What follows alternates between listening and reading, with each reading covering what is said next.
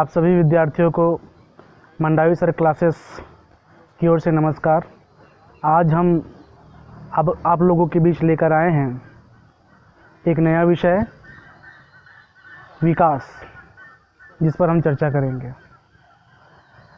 विकास के बारे में जानने से पहले हमारे मन में यह प्रश्न आना चाहिए कि आज इस संसार में जो भी जीव हमें दिखाई दे रहे हैं, पेड़ पौधे, मछलियाँ, पक्षी, सांप, मनुष्य, बंदर, आखिर ये आए कहाँ से? और क्या ये सदियों से ऐसे ही है या इनके संरचना में कोई परिवर्तन हुआ है? और परिवर्तन हुआ है तो कैसे हुआ? इन सभी सवालों का जवाब जानने के लिए यदि हम विज्ञान के एक विशेष विषय को केंद्रित करें तो पता चलता है कि इन सभी जीवों का विकास एक विशेष क्रम में हुआ है और धीरे धीरे हुआ है। आज जो जीव हमें दिखाई देते हैं पहले ऐसे नहीं थे, और ये इनका विकास जो है अचानक नहीं हुआ। अब हम देखते हैं कि आखिर इन जीवों में ऐसे क्या परिवर्तन हुए जिसके कारण वो आज हमें इस आधुनिक रूप में दिखाई देते हैं।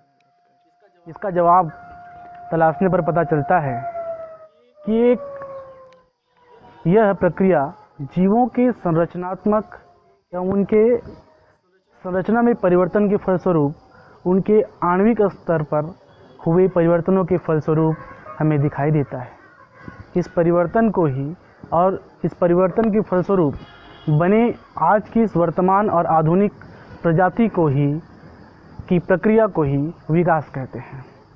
इस प्रकार विकास की परिभाषा यह होगी कि विकास वह प्रक्रिया है जो करोड़ों वर्षों से प्रारंभ हुआ है और आज तक जारी है, और विकास के परिणाम स्वरूप ही नई प्रजातियों का निर्माण होता है। इस प्रकार विकास एक सतत क्रमिक प्रक्रिया है जो अनवरत जारी है और जारी रहेगा। विकास हमें दिखाई नहीं देता, लेकिन इसके परिणाम हमें दिखाई देते हैं।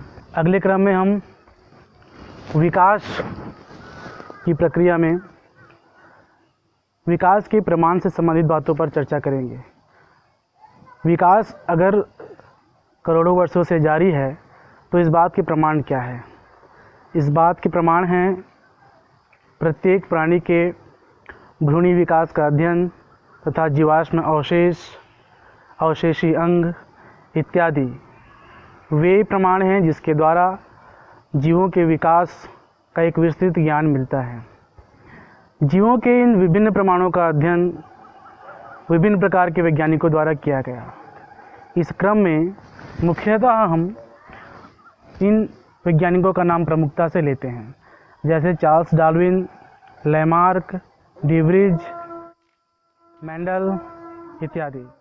ये ऐसे प्रमुख वैज्ञानिक थे जिन्होंने विकास को समझाने का प्रयास किया था। विकास अगर सतत और अनवरत प्रक्रिया है तो यह कैसे है? इसे समझाने के लिए विभिन्न उदाहरणों के द्वारा लैमार्क, डार्विन इत्यादि वैज्ञानिकों ने समझाने का प्रयास किया, और इस आधार पर उन्होंने विभिन्न प्रकार के सिद्धांत भी दिए जो आज भी हमारे बीच मान्य हैं। इस क्रम में मैं सबसे पहले हमारे सबसे प्रमुख वैज्ञानिक चार्ल्स डार्विन के बारे में बताना चाहूँगा। चार्ल्स डार्विन ऐसे वैज्ञानिक थे जिन्होंने विकास को समझाने के लिए अपने बीगल नामक जहाज़ पर 5 वर्षों तक अध्ययन किया, और अध्ययन के पश्चात वे जब वापस आए तो उन्होंने विभिन्न स्थानों पर से विभिन्न प्रकार के अवशेषों के, जैसे पानी, विभिन्न प्रकार के जीव के अवशेष, कंकाल या जीवाश्म या फिर फल फूल इत्यादि अवशेषों का उन्होंने संकलन किया और उसको सूचीबद्ध किया। 5 सालों तक उनका जो बीगल नामक जहाज़ था 1831 से 1836 तक वे विभिन्न स्थानों तक यात्रा करते रहे, और यात्रा के पश्चात उन्होंने संकलन किया, और 1859 में उनकी पुस्तक जो पब्लिश हुई, ओरिजिन ऑफ स्पीसीज़ या जीवों का विकास या जीवों की उत्पत्ति, इस पुस्तक में उन्होंने अपनी विभिन्न अवलोकनों में जो किए गए थे अवलोकने के सार को उस पुस्तक में लिखा और इस प्रकार डार्विन की ख्याति बढ़ गई। उन्होंने अपनी पुस्तक में जो मुख्य बातें कही थी वो इस प्रकार है। उन्होंने कहा था कि कोई भी जीव इस संसार में यूं ही नहीं आया है, वह उनमें हुए संरचनात्मक बदलावों का परिणाम है।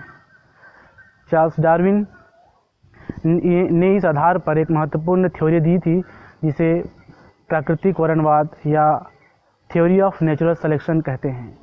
इस सिद्धांत के अनुसार प्रत्येक जीव वातावरण में हुए परिवर्तनों के आधार पर अपने शरीर में परिवर्तन लाता है, तभी वह इस वातावरण में जीवित है। यदि वह ऐसा नहीं कर पाता तो वह विलुप्त हो जाता है।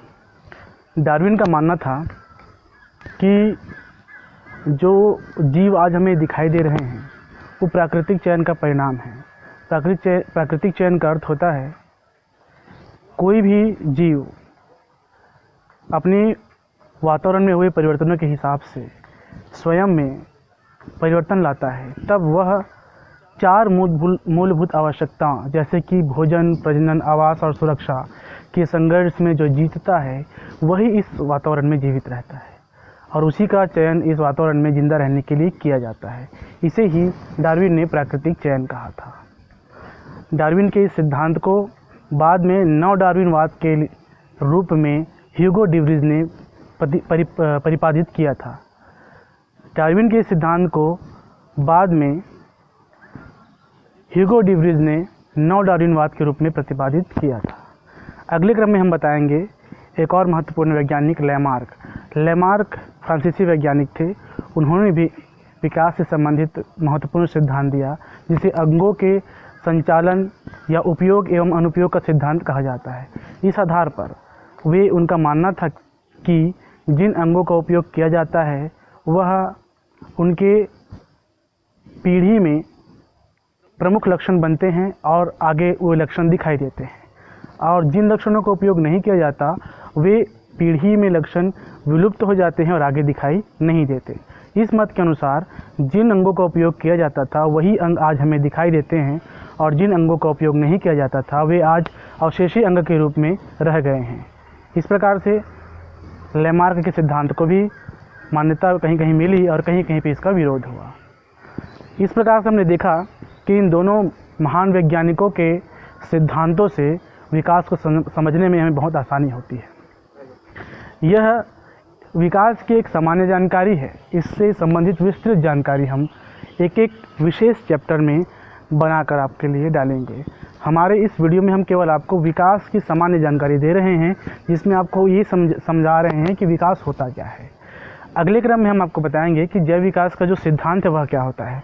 जैव विकास का सिद्धांत से तात्पर्य यह है कि कोई भी जीव इस संसार में अचानक उत्पन्न नहीं हुआ है, वह पहले से ही उत्पन्न जीवों से आए हैं। कोई भी जीव इस संसार में सामान्य या एक समान नहीं है, वे किसी न किसी रूप में एक दूसरे से अलग होते हैं। ये जैव विकास का सिद्धांत है।